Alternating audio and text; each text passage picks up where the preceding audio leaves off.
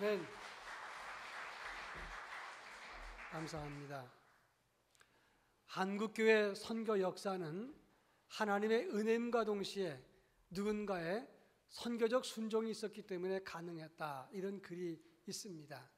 그 대표적인 사례로 구한말 고종의 사랑을 받았던 이수정이란 사람의 선교가 있습니다.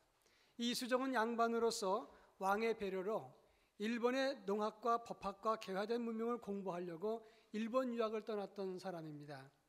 1882년 9월 달에 일본의 대표적인 농학자 치다센을 만나서 그 문화생이 되었습니다. 그런데 그 치다센이라고 한 분은 유럽 유학 때 이미 예수를 믿었던 사람으로 많은 존경할 가치가 있고, 그리고 감화와 감동을 주는 사람이었습니다. 이 이수정이 그 밑에서 수학을 하면서 감동을 받아서 그분의 권위를 받아서 1883년 미국 선교사 녹스에게 세례를 받게 되었습니다. 그래서 그 이수정의 세례받은 것이 우리나라 한국 개신교의 첫 번째 세례자가 된다 하는 말씀입니다. 이제 이수정이 어느 날 성경을 읽으면서 잠을 자고 있었는데 비몽사몽간에 어떤 환상을 봅니다. 서양 사람들이 책 한 보따리를 품고 있는데 이수정이 물었습니다. 그것이 무엇입니까? 그것은 조선에 가장 필요한 책이다, 이런 사인을 주고 사라졌습니다. 그때 이수정은 성경을 읽다가 이것을 내가 번역해야 되겠다 생각을 하고 미국 성서공회의 도움을 받아서 마가복음을 한국말로 번역을 해서 1885년에 처음으로 출판을 하게 되었습니다. 공식적으로 선교사가 들어오기 이미 전에 선교사는 이수정은 성경을 번역한 것입니다. 이수정은 녹스 선교사의 도움을 받아서 미국 장로교회 선교부에 긴 편지를 보냅니다. 조선을 도와주십시오, 선교사를 보내주십시오, 이런 긴 편지를 선교본부에서는 코리안 리비라고 하는 잡지의 원문 그대로를 실었습니다. 그 실었던 그 글을 보고 언더우드가 도전을 받아서 한국 선교사로 지원을 하게 되고, 그리고 1885년 4월 5일 날 언더우드는 부활절 날 아침에 한국 땅에 들어오게 됩니다. 그때 이 언더우드가 들고 들어왔던 성경책이 바로 이수정이 번역했던 마가복음을 가지고 들어왔다, 이런 말씀입니다.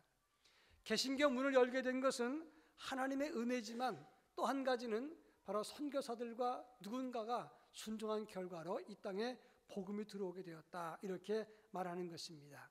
순종이라고 하는 것은 이렇게 역사를 바꾸고 하나님의 기적과 신비를 이룬다 말할 수가 있겠습니다. 오늘 우리가 읽은 본문의 말씀은 너무나 유명한 말씀입니다. 예수님께서 갈릴리 호수 지역에서 배를 타고 사람들에게 말씀을 전했습니다. 말씀을 끝낸 다음에 배 주인이었던 베드로에게 깊은 데로 가서 그물을 내리라, 이렇게 말을 했습니다. 베드로는 밤이 새도록 고기를 잡았지만 잡지 못했습니다. 그러나 그물도 다 씻고 거둔 상태였지만 베드로는 말씀에 의지하여 내가 그물을 내리겠습니다, 그렇게 그물을 내렸다가 많은 물고기를 잡았다는 것이 오늘 우리가 읽은 본문의 내용입니다. 이 본문의 말씀은 너무나 유명한 말씀이지만 가만히 생각해 보면 고기를 많이 잡았다는 것에 목적이 있는 것이 아니라고 하는 것입니다. 이 말씀을 침착하게 연구해 보면 큰 도전을 주는 말씀인데, 다음 주 지역주민 초청잔치에 오늘 그것을 임하는 우리들에게 아주 귀한 말씀을 주신다, 이렇게 말할 수 있습니다. 그래서 이 본문을 중심으로 이 본문이 주는 의미가 무엇인가를 함께 살펴볼까 합니다. 제일 먼저 5절 말씀을 다 같이 한번 읽어보겠습니다. 5절, 시몬이 대답하여 이르되 선생님, 우리들이 밤이 새도록 수고하였으되 잡은 것이 없지만은 말씀에 의지하여 내가 그물을 내리리이다 하고, 6절, 그렇게 하니 고기를 잡은 것이 심히 많아 그물이 찢어지는지라. 오늘 5절의 말씀 보면 베드로가 말합니다. 우리들이 밤이 새도록 수고하였으되 잡은 것이 없었다, 이렇게 말합니다. 근데 여기 수고했다는 말은 코피아오라고 하는 헬라 말입니다. 근데 이 말은 힘들게 일했다는 뜻인데, 저는 이것을 외울 때 쉽게 외우느라고 코피아오를 코피나오 이렇게 외웠습니다. 그렇습니다. 베드로는 밤새도록 코피 날 정도로 그물을 거두고 던지고 고생을 했습니다. 그런데 한 마리도 잡지 못했습니다.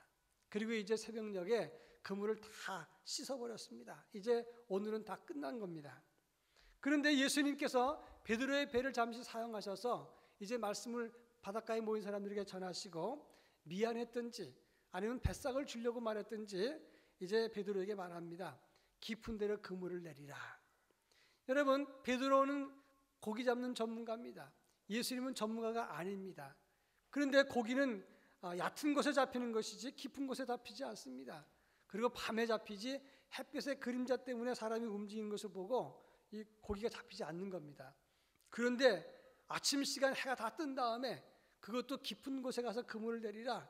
그것은 베드로가 수긍할 수 있는 말이 아니라고 하는 것입니다. 그런데도 베드로는 내가 말씀에 의지해서 그물을 내리겠습니다. 이렇게 말했는데 이 말씀에 의지했다는 말은 내가 주의 말씀에 순종하겠다 이런 뜻이 되는 것입니다. 여기에 중요한 포인트가 있는 겁니다. 누가 주님께서 보여주시는 기적, 하나님의 능력과 신비를 체험할 수 있는 사람인가?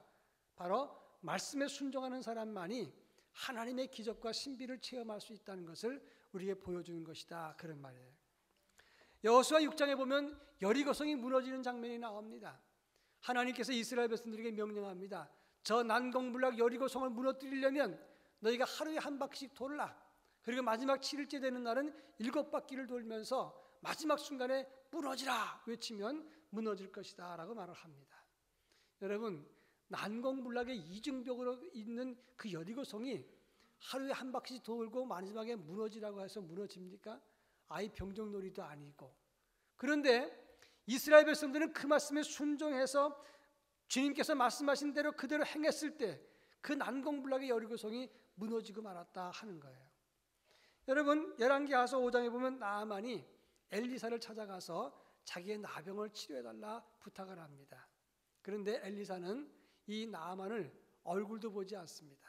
그냥 말 한마디로 요단강에 가서 7번 씻으라. 그리고 사라져버렸어요. 그것도 사환을 시켜서 말을 합니다. 나아만이 그 먼 거리로, 그것도 그 나라의 아람 나라의 국방부 장관 같은 사람인데 이렇게 얼굴도 보지 않고 말하니까 얼마나 화가 났겠습니까?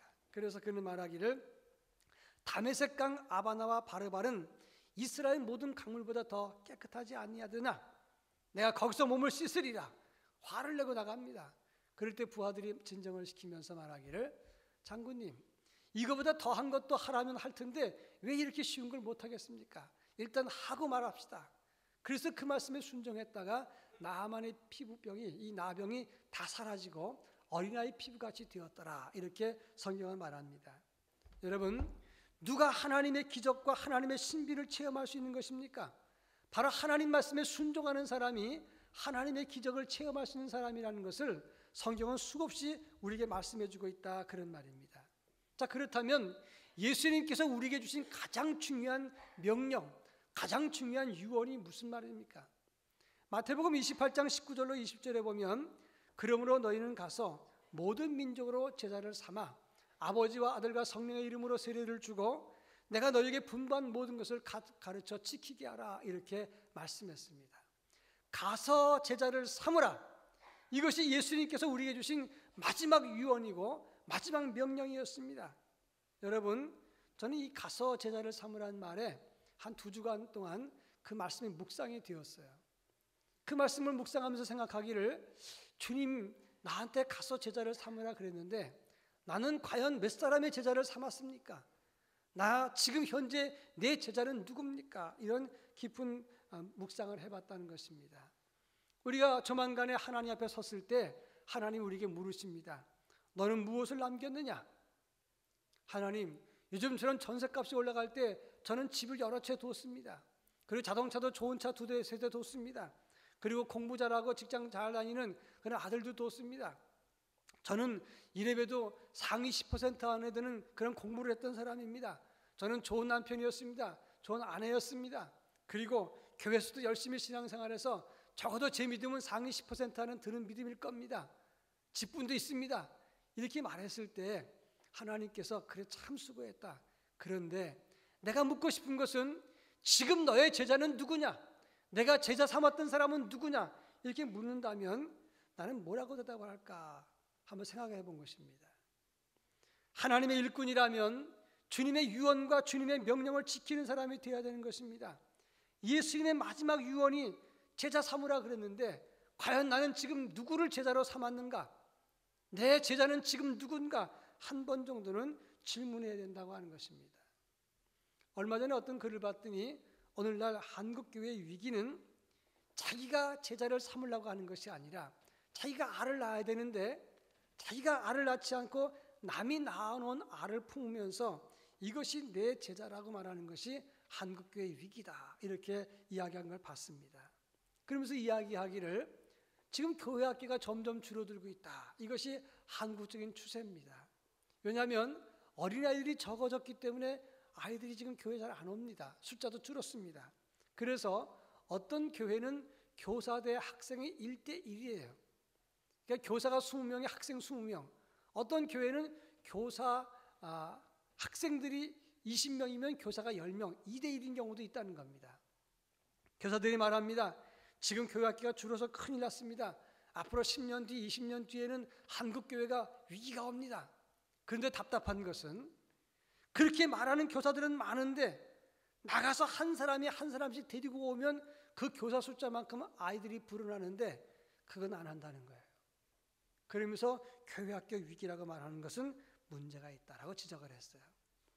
남이 낳아놓은 알만 품으면서 이것이 내 제자리려니 그렇게 생각하는 것, 그것이 잘못된 것이고, 자기 배 아파서 낳는 자녀, 자기 배 아파서 난 제자가 있을 때 그것이 한국교회의 희망이 된다, 이런 글을 보고 감동받았습니다.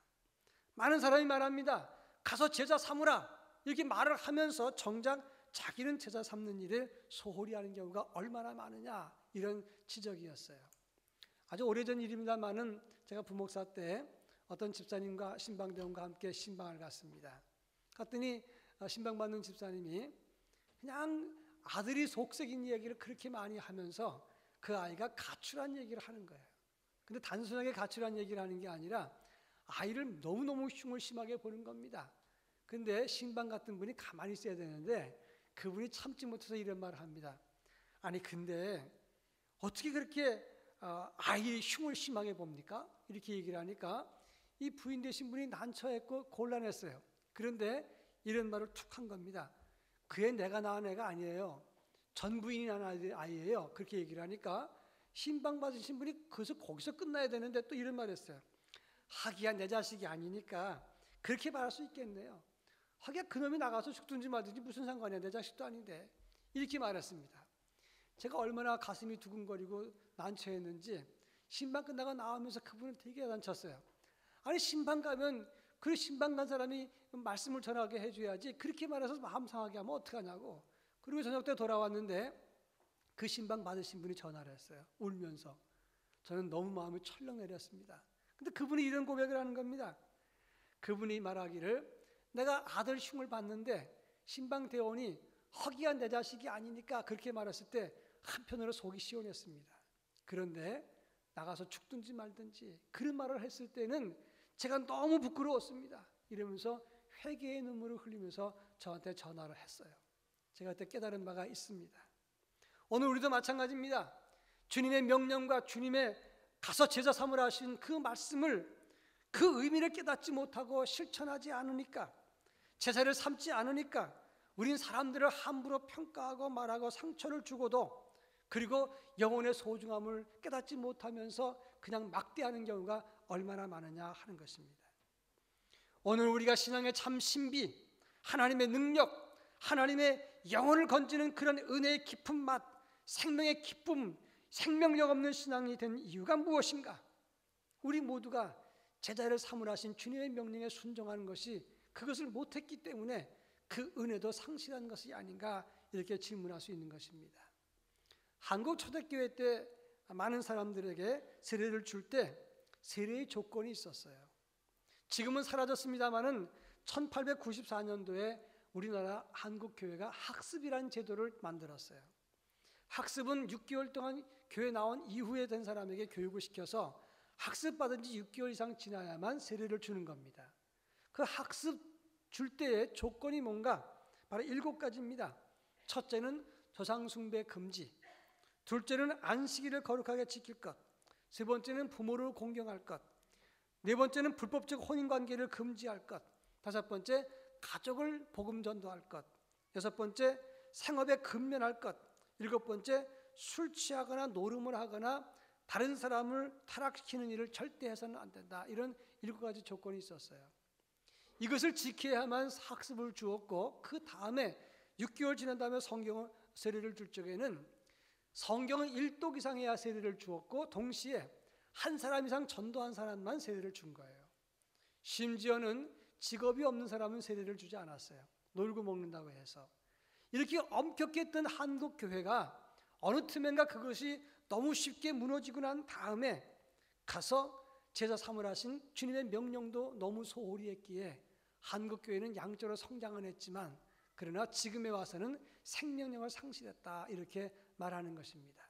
여러분, 우리의 영혼이 살려면, 한국 교회가 살려면, 우리 교회가 살려면 하나님의 말씀에 순종하는 사람들이 많아져야, 가서 제자 삼으라 하신 그 명령에 순종하는 사람이 많아져야 한국 교회가 살고 우리가 살고 우리 교회가 사는 것임을 꼭 기억해 주시기를 바랍니다.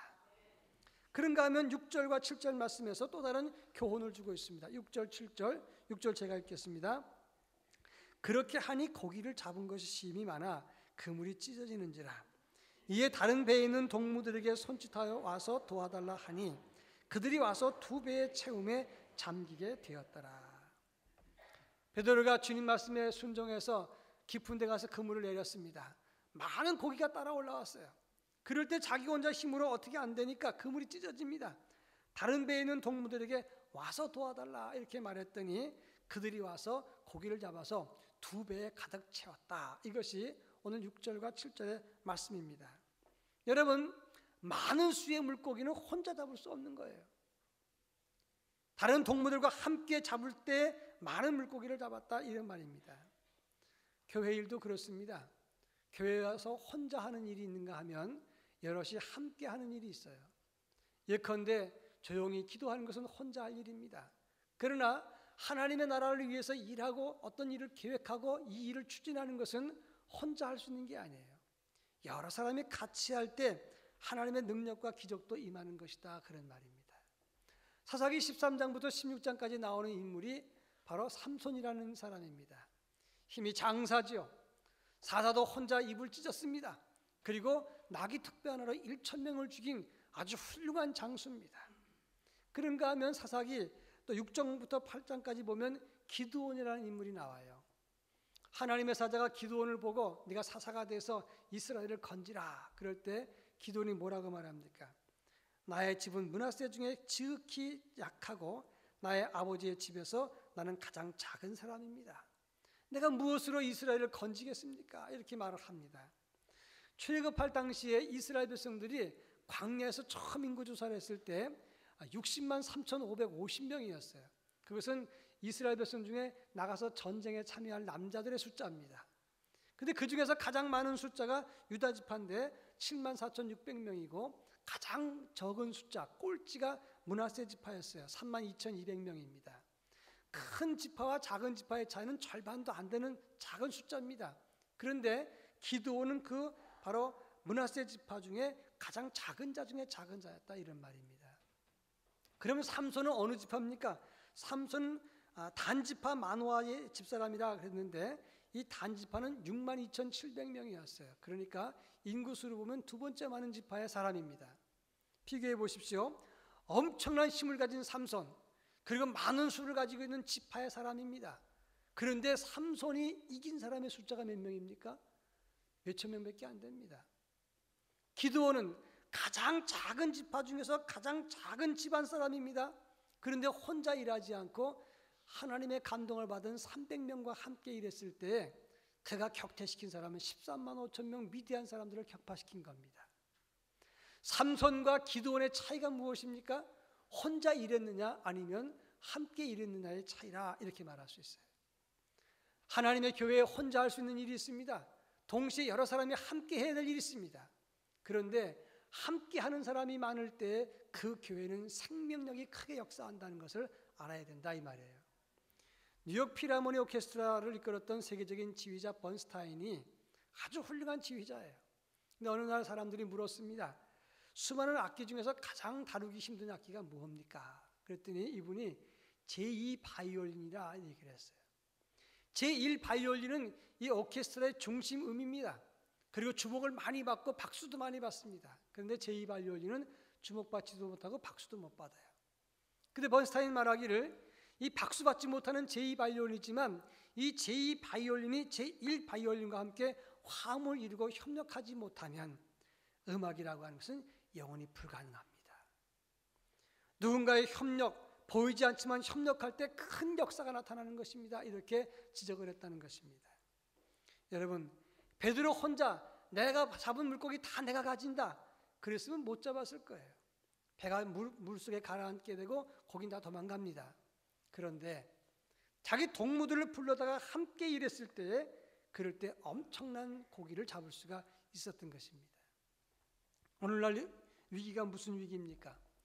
교회가 없어서, 교인이 없어서 위기가 아닙니다. 신학이 없어서 위기가 아닙니다. 오늘 많은 교회들이 자기 교회밖에 생각 안 하고 교인들이 자기밖에 생각 안 하기 때문에, 협력이 없기 때문에, 복음의 순종과 협력의 수고가 없기 때문에 위기라 그런 말입니다. 교회에서 뭔가 일하자 하면 참 귀찮은 게 많아요.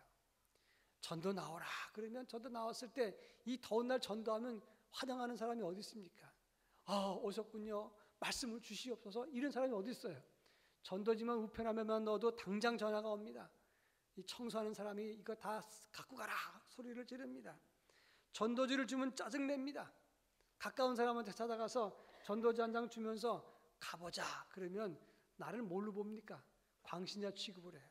그리고 그 좋았던 관계도 서먹서먹해지고 맙니다. 밥 사줄게 한번 와봐라 그러면 내가 밥 못 먹어서 사냐? 이러면서 핀잔을 줍니다. 불편한 일이에요. 그래서 이것저것 생각해서 다 그냥 나 편하면 된다. 그리고 짐 안 지면 그냥 예수 편하게 믿을 수 있지 않느냐? 그래요. 그러나 나 편하고 짐을 덜 지는 것은 지금 당장 좋은 일이지만 하나님 앞에서도 좋은 일은 아니다 이런 말입니다. 며칠 전 신문을 봤더니 지금 세종청사는 무두절이다 그런 글이 있었어요.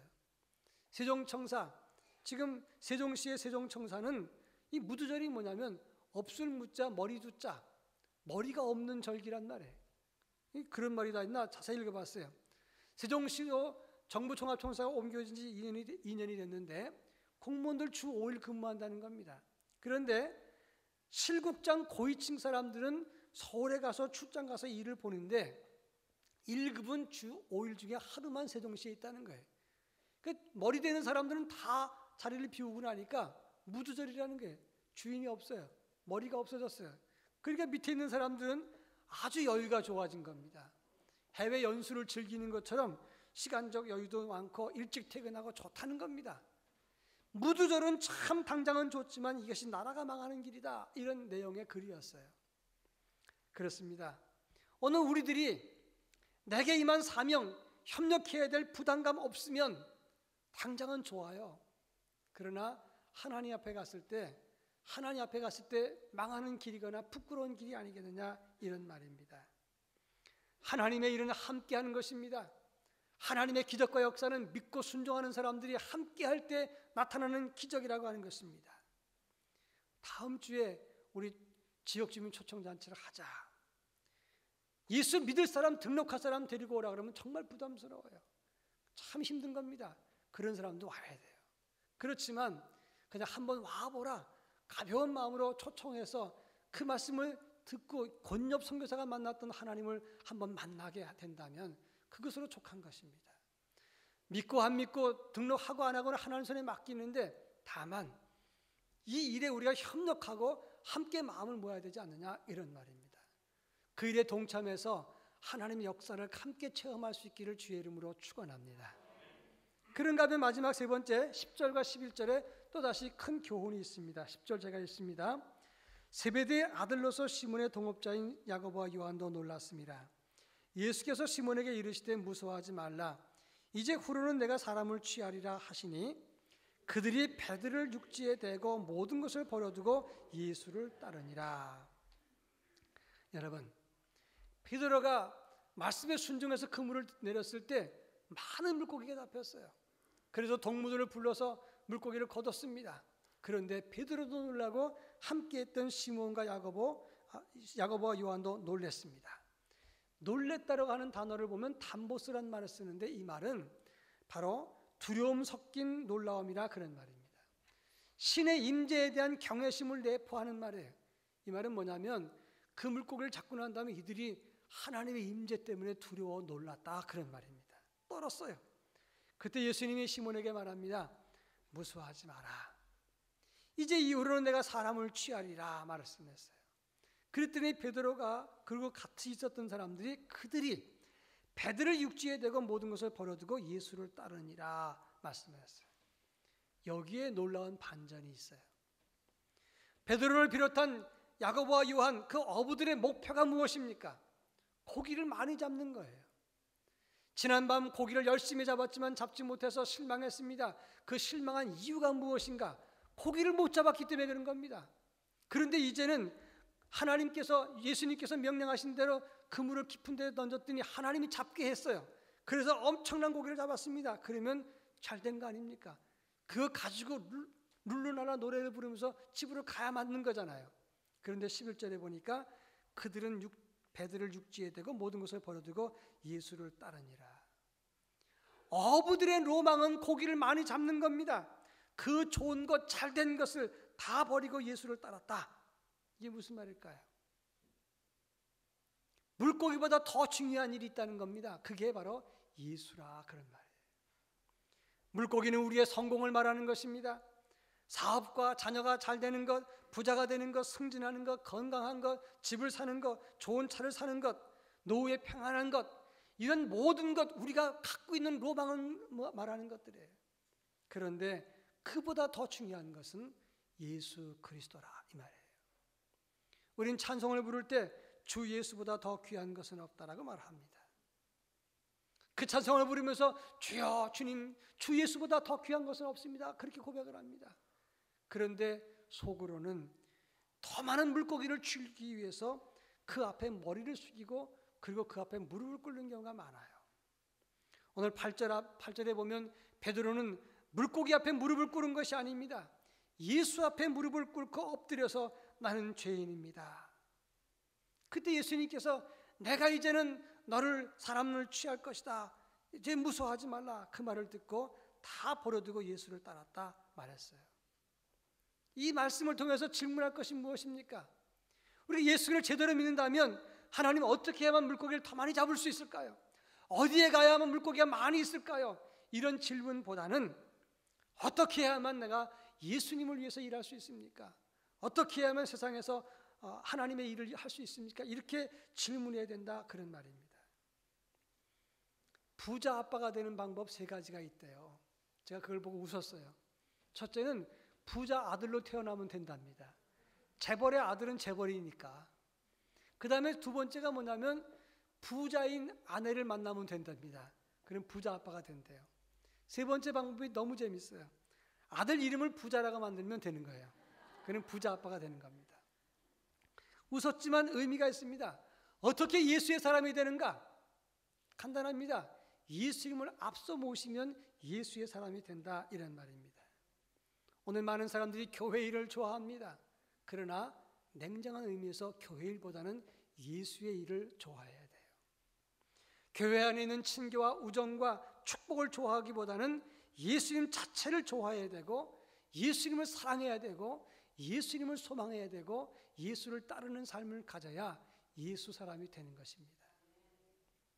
지난 수요일 날 인상한 목사님이 설교할 때 제가 앞자리에서 들었어요. 눈물이 글썽거리면서 이런 말을 했습니다. 중산마을 이 동네가 젊은이가 없어서 우리 교회도 노년화된다고 말을 합니다. 그런데 그 말 사실입니다. 그런데 정말 그렇습니까? 우리 믿음이 노화돼서 노년화되는 것은 아닌가? 이런 질문을 했어요. 저는 그때 정말 은혜 받고 도전을 받았어요. 점점 우리 교회도 연세 드신 분이 많아집니다. 그것은 어쩔 수 없는 현상입니다. 왜냐하면 점점 우리는 고령화 사회로 가기 때문에 그래요. 아이들은 적게 낳습니다. 그런데 이 세상 현상은 그럴지라도 중요한 것은 우리의 관심이 예수님의 일이 아닌 물고기에 몰두하고 예수님 말씀과 예수님 마음, 예수님이 원하시는 일에서 멀어졌기 때문에 우리의 믿음이 노화된 것은 아닌가? 연세 드신 분이 많다는 얘기가 아니라 엄밀한 의미에서 우리가 정말 믿음이 생동감 있는 믿음의 나이인가? 아니면 정말 우리 믿음이 노화된 믿음이 아닌가 한번 질문해 보자 이것입니다. 그 어떤 것보다 예수님보다 소중한 건 없습니다. 예수님의 유언보다 더 소중한 것이 없습니다. 아무리 세상의 것을 많이 가진다고 해도, 그리고 하나님 앞에서 이래봬도 제가 10% 하나 되는 사람입니다 이야기를 한다고 해도, 아무리 큰 자랑을 해도 하나님 앞에서 예수님의 유언을 외면한다면 그것보다 하나님 앞에서는 아무것도 아닌 일이 될 수 있다는 겁니다. 이게 중요한 거예요. 며칠 전 신문에 봤더니 경남 양산의 초등학교 6학년 아이 김연서라는 아이가, 이 아이는 3년 전에 RCY 청소년 적십자사에서 심폐소생술을 배웠어요. 초등학교 3학년 아이가. 그 6학년이 됐습니다. 근데 어느 날 아버지가 갑자기 쓰러졌어요. 호흡이 탁 멈춘 겁니다. 약해졌고 의식이 없어졌어요. 49살 됐는데. 가족들이 다 당황을 하는데 이 아이가 언니 보고는 119에 빨리 연락하라 그러고, 이 아이가 초등학교 6학년짜리가 아빠 심폐소생술을 했어요. 가족들은 당황해서 어쩔 줄 몰라 하는데 이 아이가 혼자 심폐소생술을 했습니다. 침착하게 했는데 아버지가 살아났어요. 그래가지고 그 내용을 스승의 날을 맞이해서 에세이 공모전에 보냈는데 당선이 돼갖고 교육부 장관상을 받았습니다. 누군가 다 당황하고 있을 때, 아버지는 죽어가고 있습니다. 그럴 때 이 아이 혼자 그 말씀을 생각하고 훈련을 생각하고 혼자 심폐소생술을 했을 때 아버지를 살렸어요. 지금 이 시기는 위기의 때입니다. 누군가 당황스럽게 생각을 하고 말로는 말합니다. 위기다, 위기다. 그렇지만 이럴 때에 누군가 정신을 차리고 정말 심폐소생술을 하듯이 누군가 실천할 때, 그럴 때 생명의 역사가 나타나지 않겠느냐 하는 말씀입니다. 가서 제자를 삼으라. 주님의 말씀이고 부탁입니다. 우리도 누군가에게 찾아가서 와보라. 등록하지 않아도 좋다. 와보라. 그래서 저가 만났던 예수님을 한번 들어보라. 이렇게라도 말할 수 있는 사람이 있어야 됩니다. 그래야 말씀을 듣고 순종하고 실천하는 사람을 통해서 하나님의 기적의 역사는 임하게 되는 것입니다. 이런 순종의 사람, 이런 말씀의 사람을 통해서 하나님은 일하시는 것이고, 그런 사람들을 잊지 않으시고 책임져 주시는 것입니다. 바라기는 우리 모두가 이 일에 동참해서 하늘의 열매를 많이 맺을 수 있기를 주의 이름으로 축원합니다. 기도하겠습니다.